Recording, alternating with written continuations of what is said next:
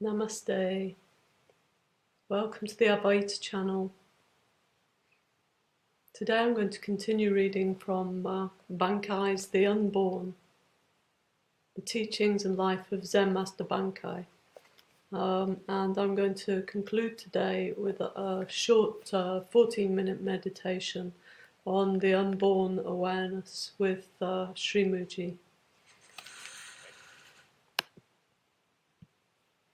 If you have any problems with the audio or the video, then please just let me know. Namaste Anandi, Namaste Shakti, Namaste Nitya.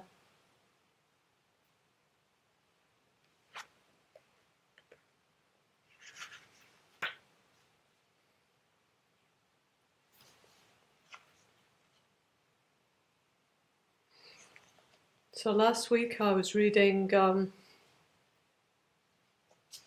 first part of Bankei's life story, how he came to awakening.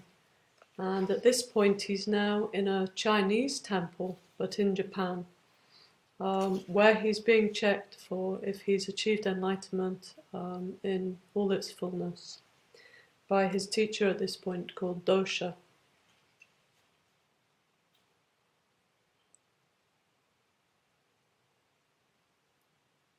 So he's practicing at a temple called Sofukuji.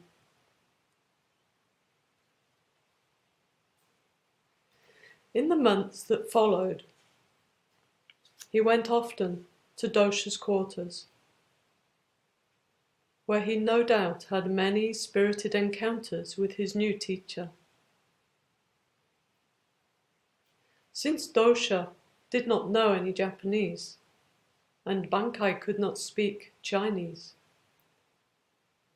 although he could read and write it, they had to communicate by means of hitsudan, the exchange of written notes in Chinese.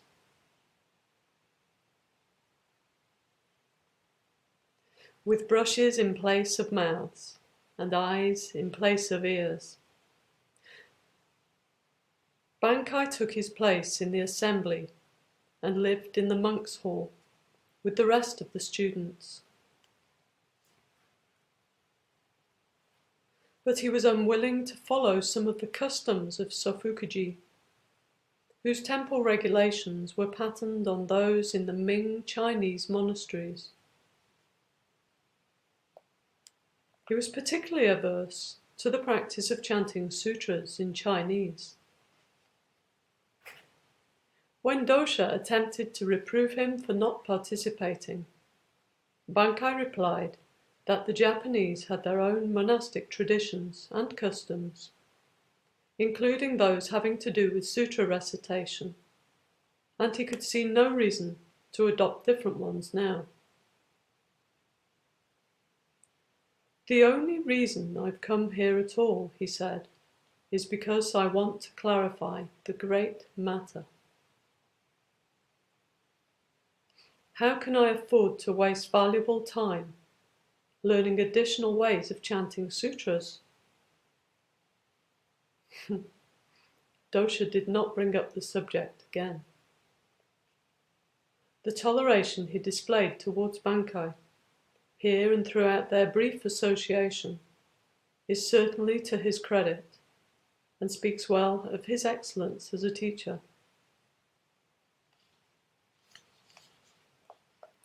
The following year, on the 21st day of the 3rd month, while sitting in the darkness of the meditation hall with the other monks,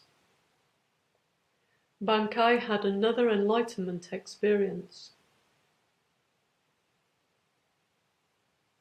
He left the hall, rushed to Dosha's chambers, took up a brush and wrote the question, "What is the ultimate matter of Zen?" "Whose matter?" Dosha wrote in reply.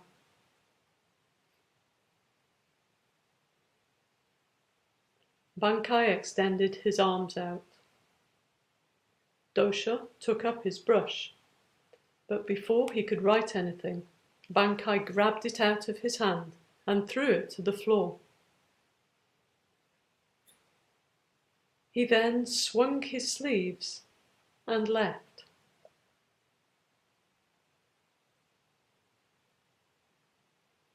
The next morning, Dosha told the priest in charge of the monks' hall that Bankei had completed the great matter. He directed him to move Bankei to the position of senior monk. But Bankei declined this distinction. He preferred his old place near the kitchen, and he continued doing his chores just as before, stoking the kitchen fires with fuel and serving the other monks their meals.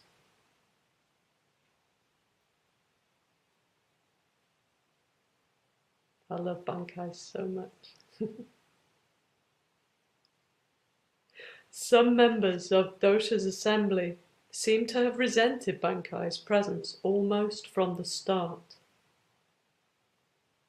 The biographies do not go into much detail here, but we may imagine that his independent attitude, which the others took as an expression of disrespect towards their teacher, had something to do with their displeasure.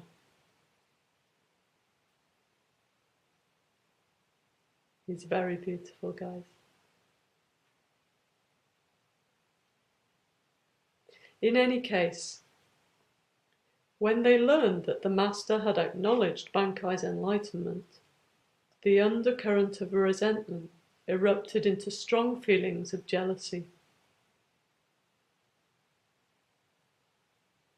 As soon as Dosha got wind of this, he called Bankei to him in secret and asked him to leave the temple for a while until matters quietened down, to avoid an incident with the others.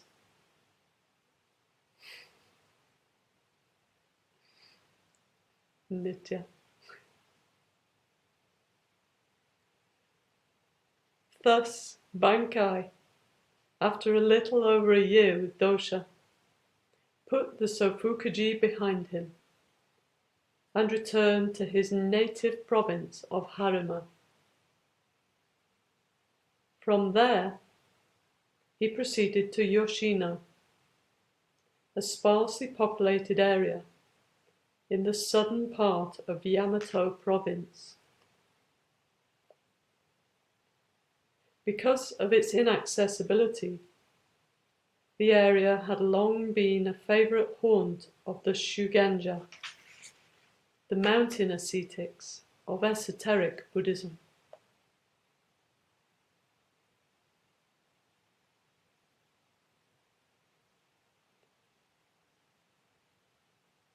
Whilst practicing in a solitary hut amid Yoshino's high hills and narrow valleys, Bankei composed a group of simple Buddhist songs for the instruction of the peasants with whom he had contact.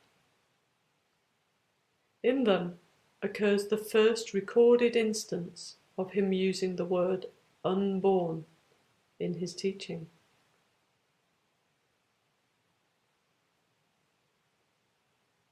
From Yoshino, Bankei moved to adjacent Mino province, where the following year, 1653, we find him back after a 5-year absence at his small hermitage, the Gyokoru-yan,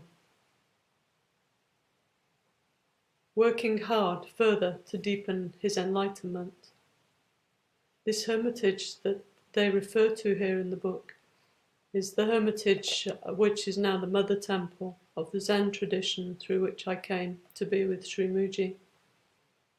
And so, again, such a strong heart connection with Bankei.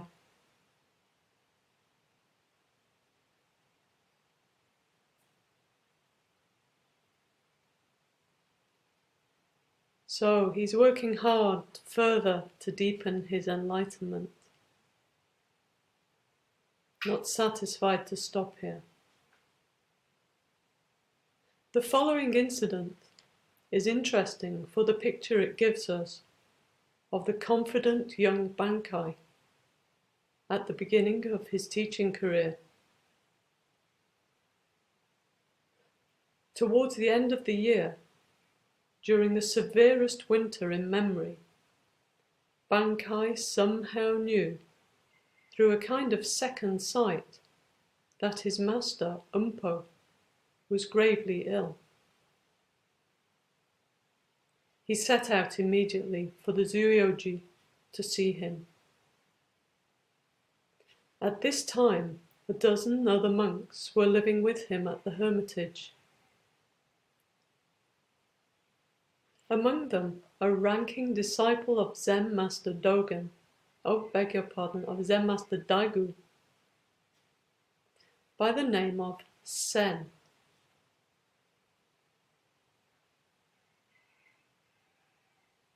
"How could you possibly know that your teacher is ill?" he said. "He's in Akko, many days from here." "I know," said Bankei. "Ha! You're a swindler, Bankei," scoffed Sen. "But if you're going, I'll go along with you. I've been wanting to pay Daigu a visit anyway." Midway in their journey, Bankei suddenly said, "The wife of an old friend of mine just died in Osaka." "Fake," said Sen. Since their path took them through Osaka anyway, the two men made straight for the house of Bankei's friend. The man hastened to the door to greet him. "6 days ago, I lost my wife," he exclaimed. "Strange you should come now. During her sickness, your name was often on her lips." "How extraordinary. Please come in. Offer some incense for her at the altar."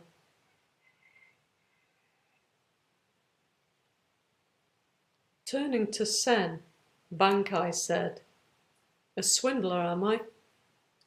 Sen stared in amazement.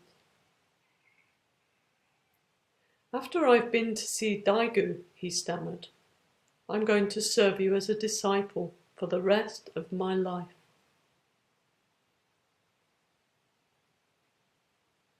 Bankei did not reach Akko in time to see his old teacher. The night before he arrived, on the 8th or 9th day of the 12th month, Umpo passed away at the age of 85.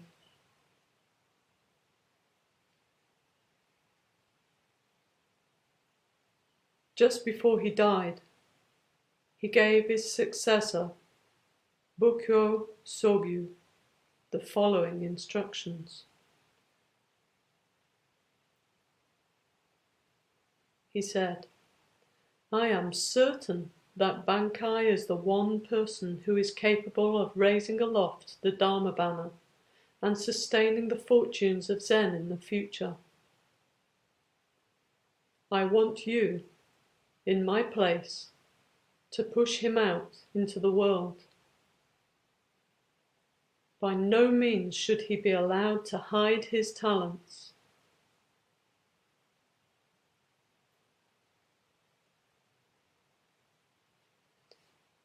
When Bankei returned to the Nagasaki area in the spring of 1654, with 5 recently acquired disciples in tow, he found the situation there had drastically changed.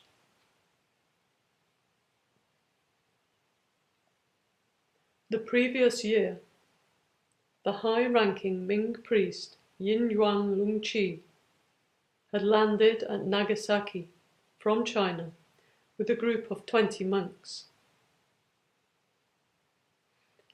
Unlike Dosha, Ingen,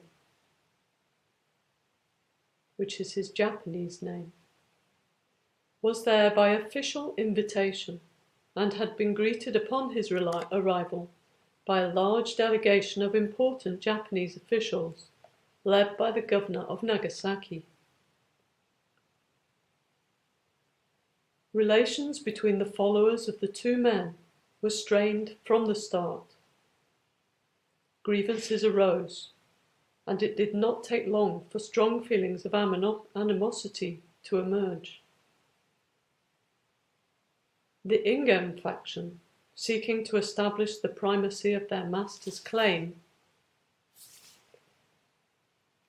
as the senior representation of continental Zen, viewed dosha as a potential rival and detrimental to their cause, especially when they noted how successful he had been in establishing himself in Japan and attracting a body of local students to his side.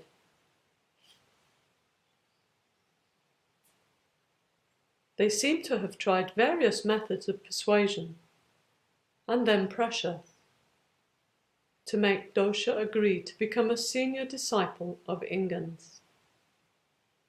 When that failed, evidence suggests that Mu Yuan, one of Ingen's chief aides, may not have scrupled to take stronger steps to discredit dosha's standing as a Zen master and to make it difficult for him to teach in Japan.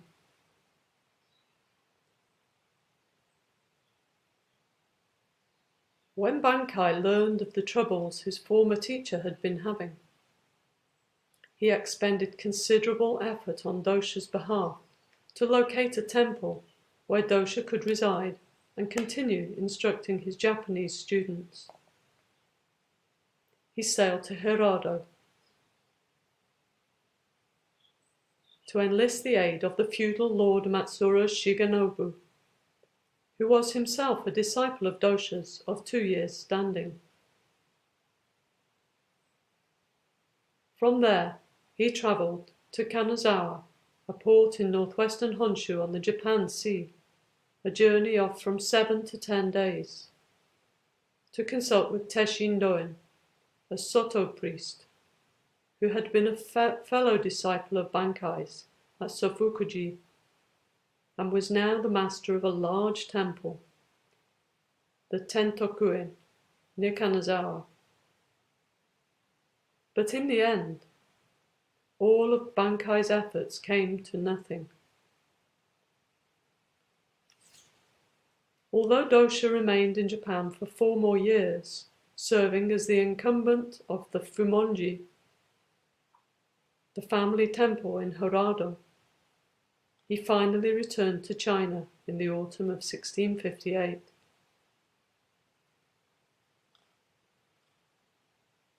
Just before he set sail,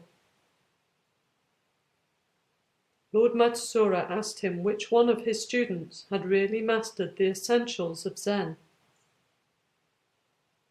Dosha is reported to have replied, without hesitation, only Bankei.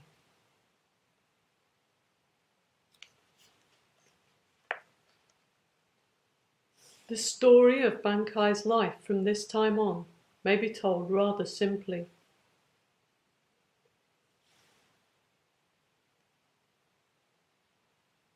Umpo died on the journey returning to China, and in 1657, 4 years later, Bokuo, in accordance with his master's dying wish, made Bankei his official Dharma heir. In addition to the Dharma transmission he had already received from dosha, which linked him directly to the master's line of Chinese Zen, Bankei's formal filiation into the Myoshinji branch of Japanese Rinzai Zen was now established.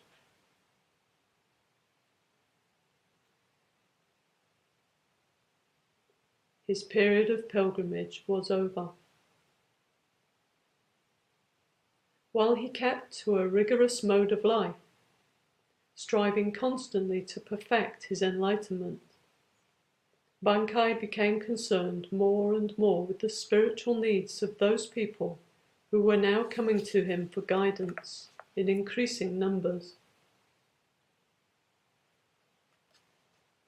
For the remaining 36 years of his life, he taught untiringly in temples and monasteries at a number of sites around the country. Some temples were built for him by wealthy disciples, but he restored many of them on his own. 3 amongst them served as centers for these efforts to propagate his Zen teachings. The Ryumonji, in his native Hamada, the Nyohoji, in the city of Ozu, on the island of Shikoku, and the Korinji, which was built somewhat later in Edo. The first of these, the Ryumonji, the temple with which Bankei's name is most closely associated, was constructed for him in his 36th year, on a scale rarely seen in the provinces, from funds donated by a rich merchant of Hamada named Sasaki Michiya. Sasaki was a boyhood friend of Bankei's. They had shared a desk at the calligraphy lessons young Bankei had so despised.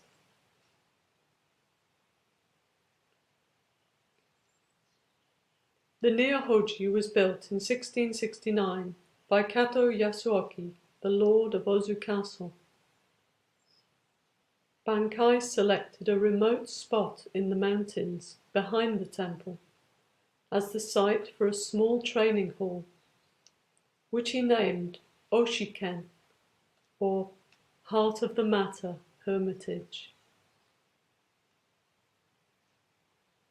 There, for 2 years, in his early 50s, he isolated himself with a small number of hand-picked disciples, totally cut off from contact with the outside world, in order to subject them to a continuous round of rigorous Zen training. He emerged from his sequestration only because of strong and repeated pleas from his many other followers around the country, begging him to make himself available to their spiritual needs. The last of the 3, the Korinji, in the Azabu district of Edo, was completed in 1678 and given to Bankei by Kyogoku Takatoyo, a daimyo of Sanuki province, at the behest of his mother, the nun Yoshoni, an ardent convert to Bankei's Unborn Zen.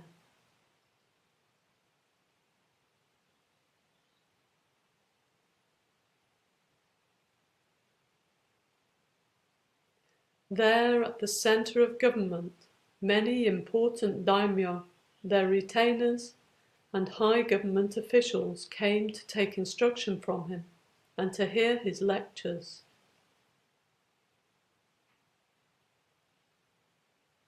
Journeying back and forth between these 3 temples, the Fumonji in Harado, the Gyokuruji in Mino, the Jizoji in Kyoto, and the 40 or so other temples that he built or restored, Bankei devoted the remainder of his life to propagating his teaching of the unborn and attempting to raise the fortunes of the Zen school, which for the previous century or so had been at a low spiritual ebb.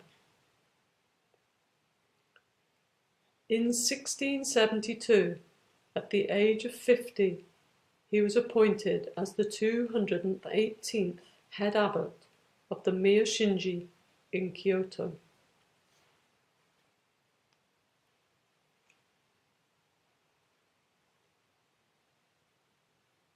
From his late 50s onward, Bankei began to conduct extended practice meetings to make his Zen teaching more accessible to greater numbers of people who were already coming to him seeking instruction. During these retreats, he delivered his talks on the unborn and held personal interviews with the participants, answering their questions and dealing with their doubts and problems. These meetings continued to be held until his death in 1693, usually twice yearly, summer and winter, for 90 days each. Some of them were limited to his immediate disciples, who numbered well in the hundreds, but many retreats were open to all and were attended by large crowds of priests and laymen and laywomen of all ranks and denominations.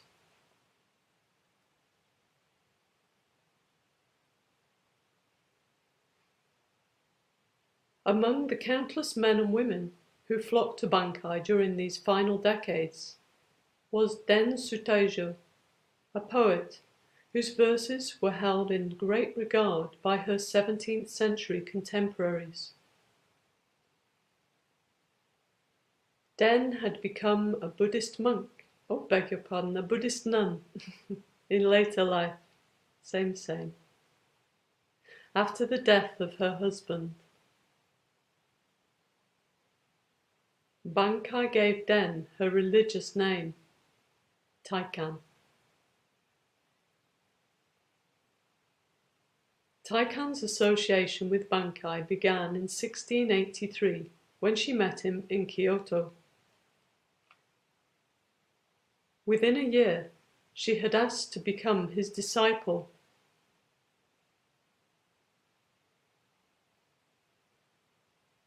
Shakti, it is a joy to share this story with you. It's a joy to share these teachings. I have such great passion for the unborn, beyond all things.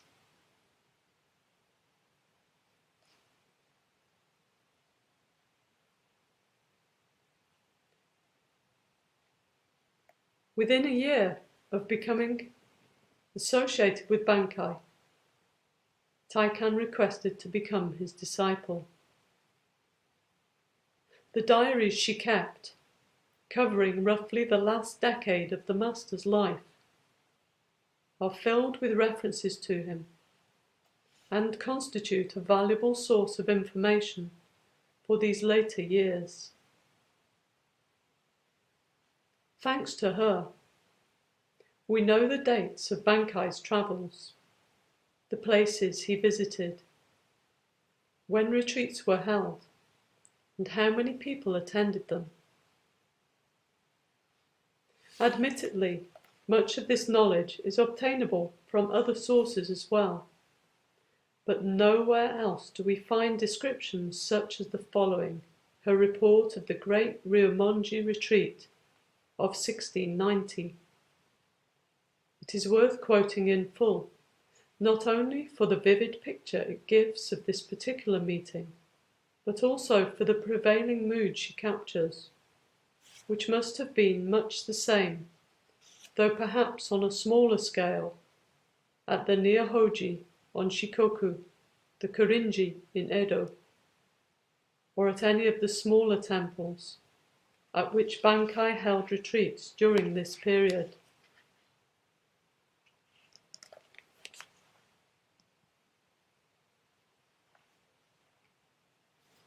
So here's her account. Since the retreat was planned at the beginning of the 9th month, only 4 weeks or so in advance, I hadn't expected many people to attend. But the word spread far and wide. They came from the far-off northern island of Azo, Hokkaido now, from Sendai and from beautiful Matsushima, from the western reaches of Kyushu, and from all the home provinces. The news made its way even to the people in the distant islands of Ryukyu, for they were represented as well. Many senior priests of the Rinzai and Soto Zen schools were there, as were priests and nuns of all the other Buddhist traditions, in numbers said to exceed several thousand. They all were gathered around Bankei's teaching seat, listening intently to the words he spoke, and devoting themselves in earnest to their practice. The names of the clerics registered on the attendance roster alone came to 1,680.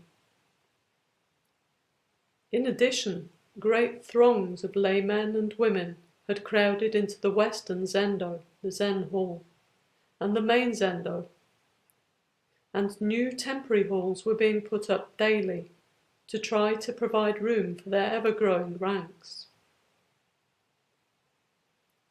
The streets of Oboshi were filled to overflowing with nuns and other religiously minded people from all walks of life and from all parts of the country.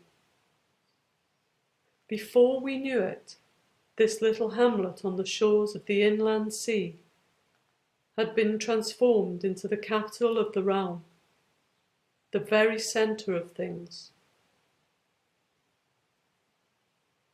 As all the houses in the village were soon full, storerooms, sheds, and every other available structure were pressed into service. Even the barns, anywhere that would provide shelter for the floods of pilgrims. The villagers of Oboshi had never seen anything like it. Down to the lowest servant boy and girl, they were filled with the great excitement of this event. Although the end of the year, the busiest of seasons, was approaching, no one took much notice of it. They were in such high spirits, overjoyed in the knowledge that they were able to be present at the Ryumonji and to hear Master Bankei preach. The retreat finally drew to a close, but people were reluctant to leave. The old year departed, and when the new year arrived, there unfolded the truly memorable spectacle of thousands and thousands of men and women all crowding around to say their farewells to the Master.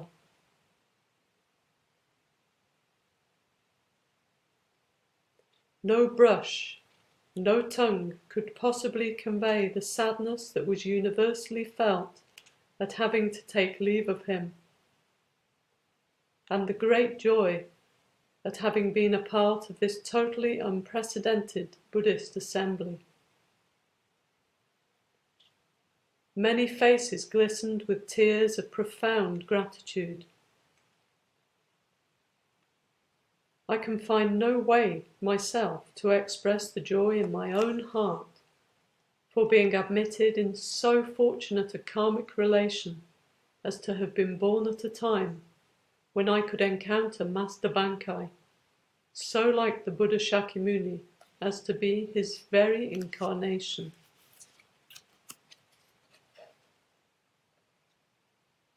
And I have to admit I feel this very same way about Mooji. Every time I read these teachings and these discussions about Bankei, I feel like I'm witnessing Mooji at Sahaja, Mooji at Zima, Mooji in India. There feels no difference here.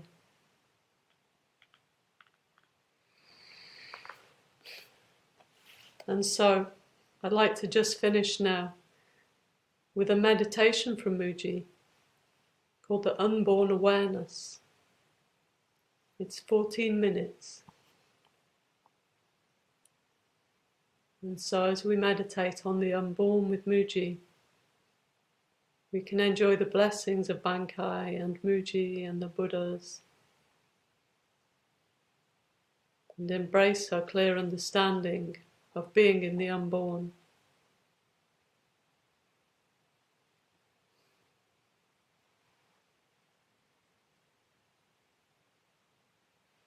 Yes, yes to the same, Shakti Anandi.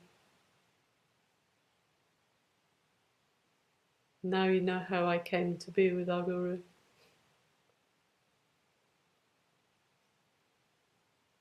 I run around now telling all my Zen friends, all the Zen teachers that I used to be with, he's Bankei. I'm with a living Bankei, a living Buddha. What great joy, what great good fortune. Now let us listen to the Master.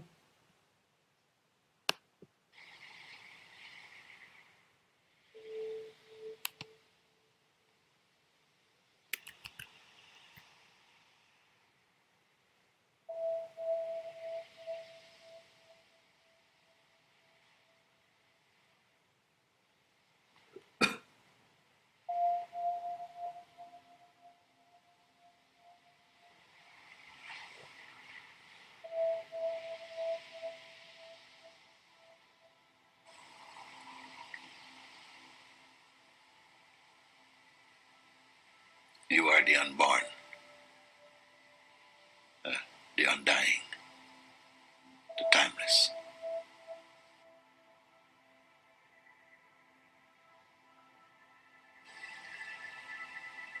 You were never born.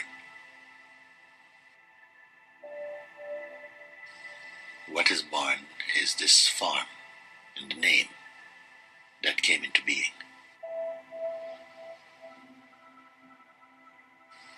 And this coming into being appears in your own timeless, infinite self.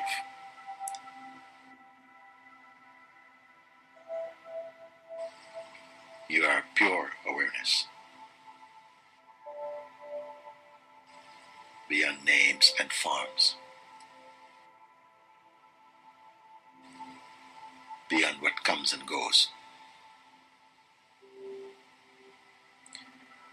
All these appearances, they are watched effortlessly in yourself. If you remain without identifying with what appears, then your own timelessness will become self-evident for you.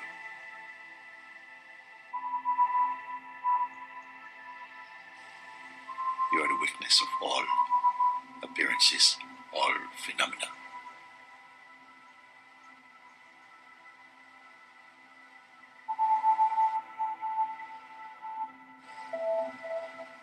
You are the eyes that sees all.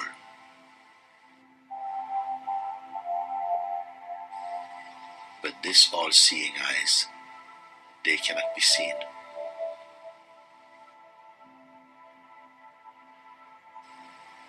Because it is itself formless.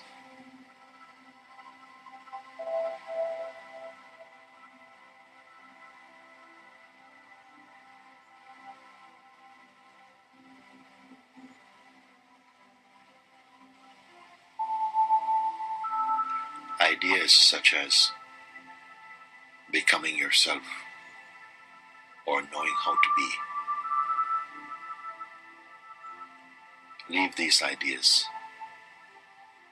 and these ideas will leave you. They do not serve what you are.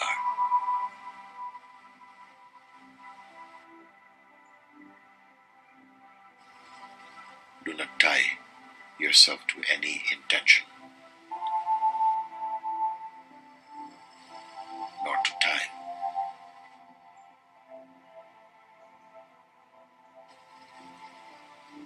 Don't anticipate to become something in the future.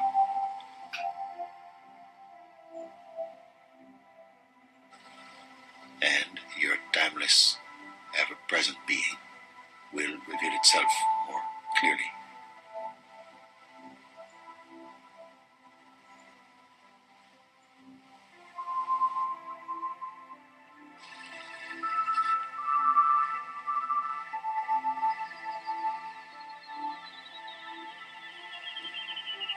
You are the light of awareness itself, the light of consciousness.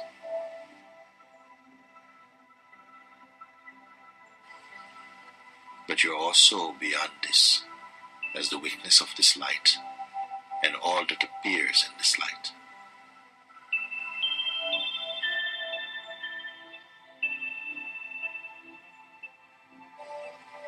You are immaculate being.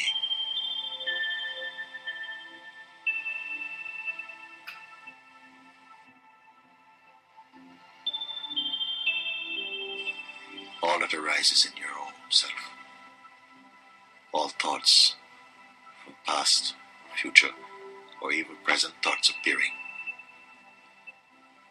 none of this is your own self.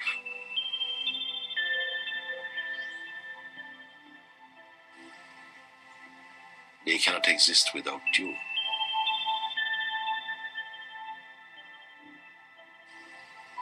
But nothing defines you.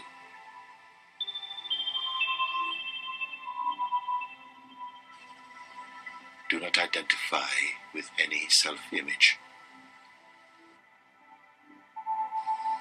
any construct.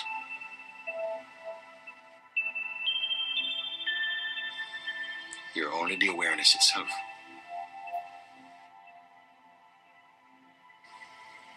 Though your mind will not easily accept this,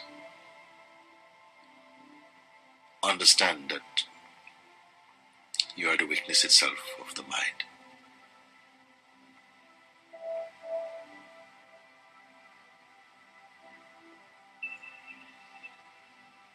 You are not that which comes and goes.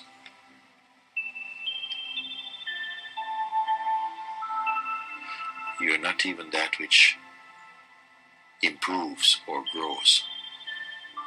It is an aspect of yourself. It belongs to the realm of consciousness and mind.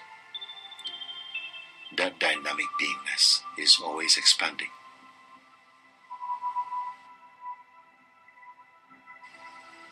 It is natural. It is natural for that feeling of expansion, of maturing to happen. This is the purpose of this existence itself, in a way.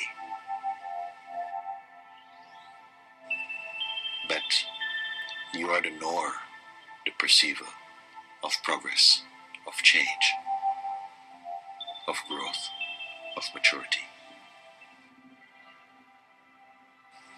Therefore, you are apart from all of these.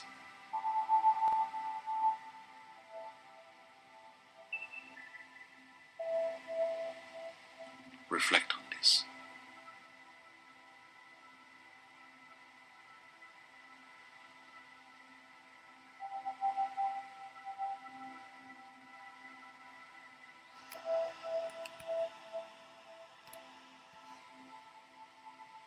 In the same way that the wind blows here and there, but it cannot be seen, only its effects are seen.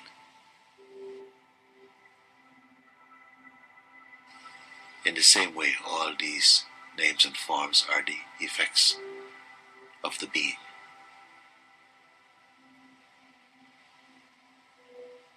They are the evidence of its presence.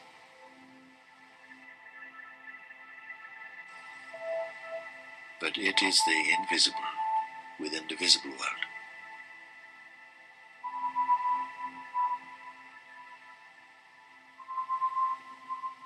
No name and no form sticks to you. They are only your temporary garment.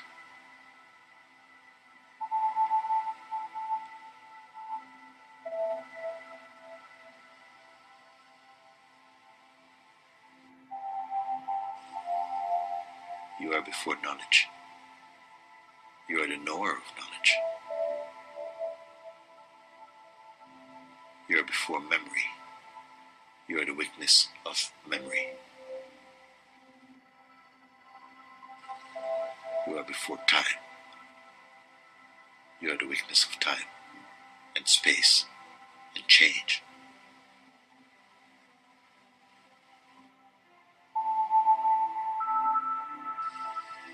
This is not something that is going to happen. It is the ever-present truth of who we are.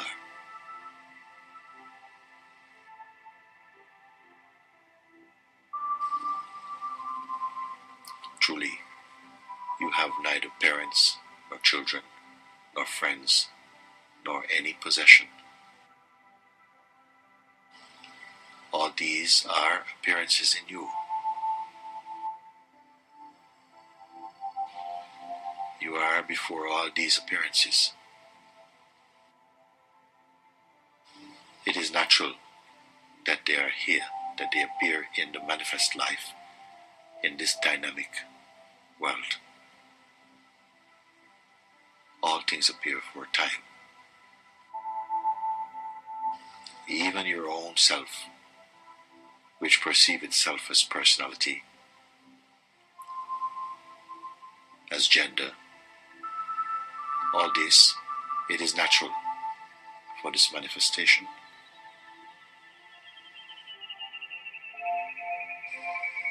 Enjoy this play, but enjoy being completely awake to the real.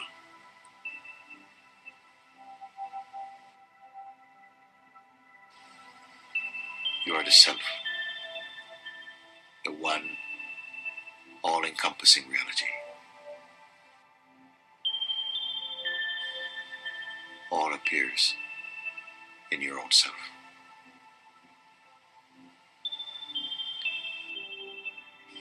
You are the birthless and the deathless one.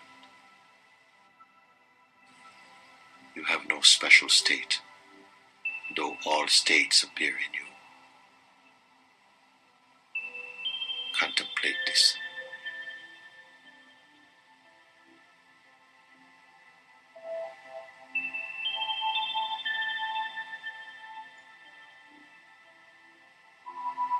This moment and this day is only an unfolding.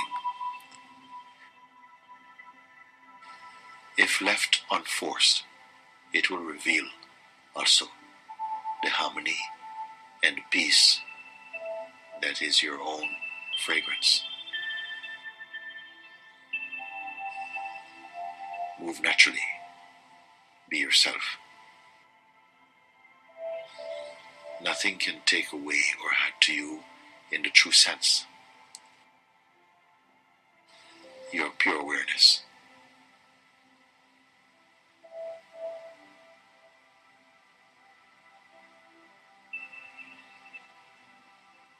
Whatever appears in this body or as mind are only appearances.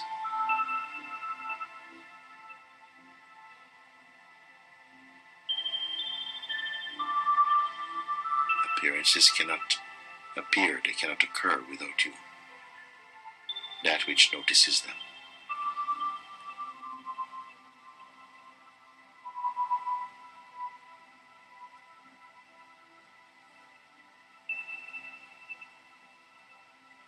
Do not strain yourself trying to improve this world.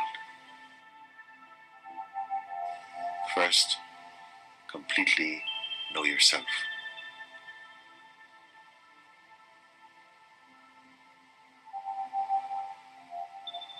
Then your actions, they spring from this spontaneity, from this depth, from this understanding, from the real. And they will shower blessing upon this world.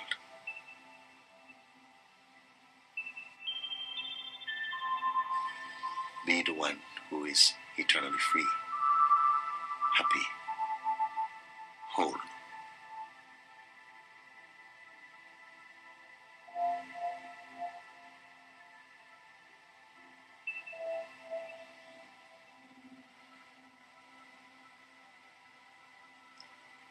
Remain like this.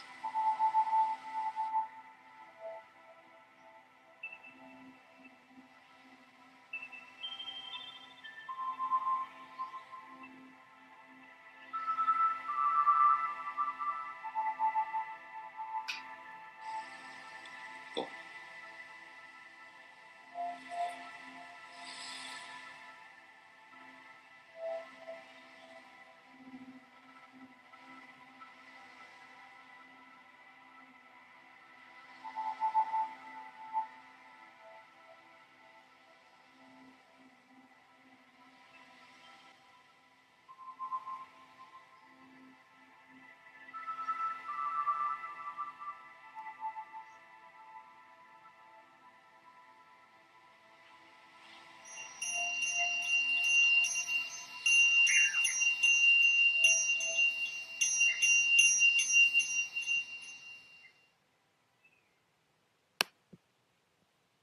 أعوذ بالله من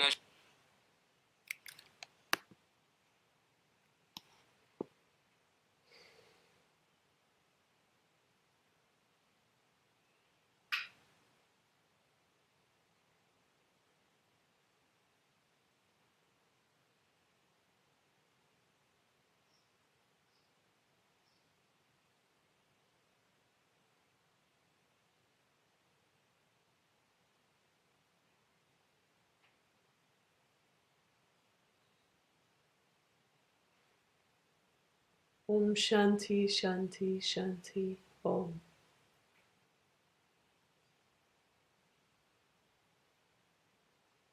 Thank you for joining me. Thank you for listening. Such a joy to share these readings with you. Mooji ji ki jai. Ananta ki jai. Sangha of being ki jai.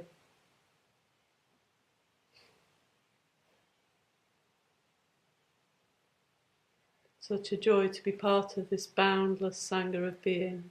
Feels like there is no limits, this global Sangha. We share so much. Thank you.